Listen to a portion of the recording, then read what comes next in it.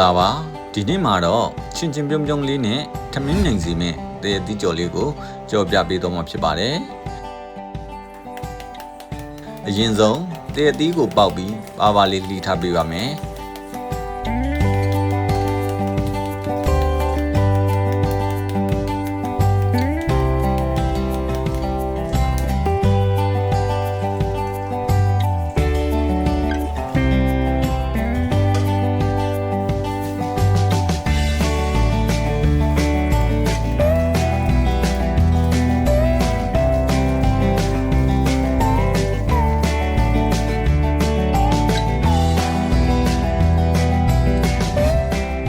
ရုပ်သီးကြောင့်ကျက်တင်ပြူ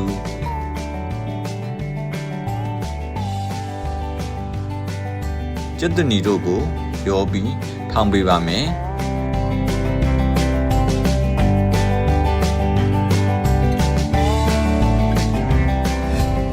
စီပူလာပြီဆိုရင်နည်းမုံထဲပြီးထောင်ထားတဲ့ရုပ်သီးကြောင့်ကျက်တင်ပြူနဲ့ကျက်တနီတို့ကိုရွှေအိုရောင်တန်းတဲ့အထိစီတက်ပေးပါမယ်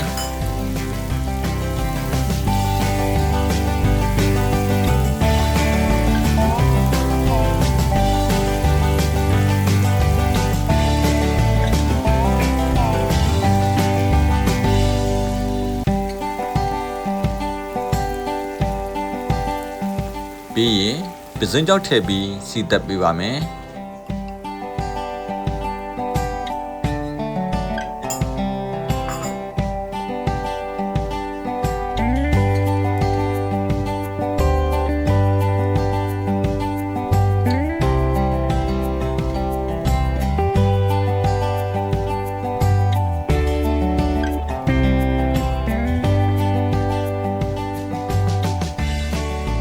ရေပြောထားတဲ့စိန်စငပိကိုလည်းထည့်ပြီးမွေးလာတဲ့အထိစီတက်ပေးပါမယ်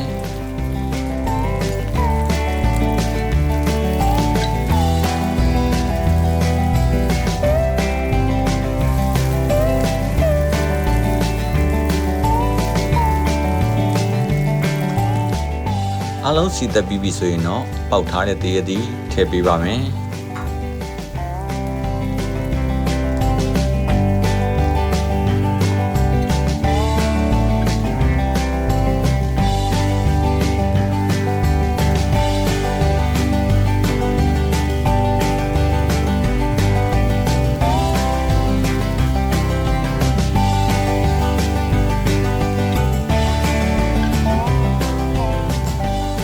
ပြီးရင်စုံစည်းရည်ထည့်ပြီးတရတိနွမ်းလာတဲ့အထိထည့်ပေးပါမယ်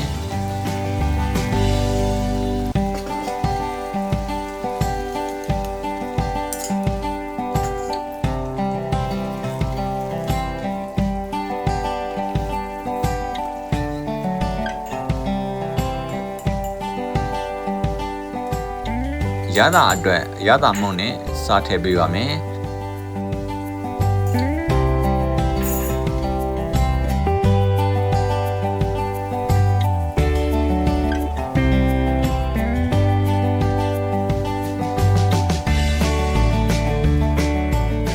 တရသည်နွမ်းနွမ်းဤလေးဖြစ်စေဖို့ရေအနှဲငယ်ထည့်ပြီးအဖုံးအခါတည်ပေးပါမယ်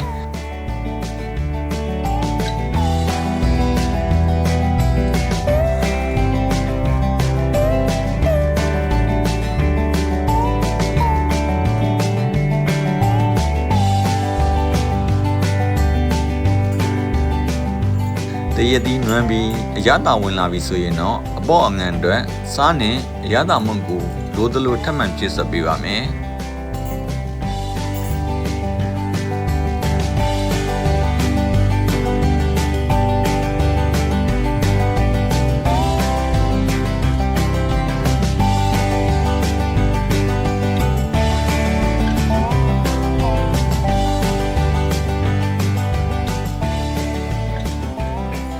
နောက်ဆုံး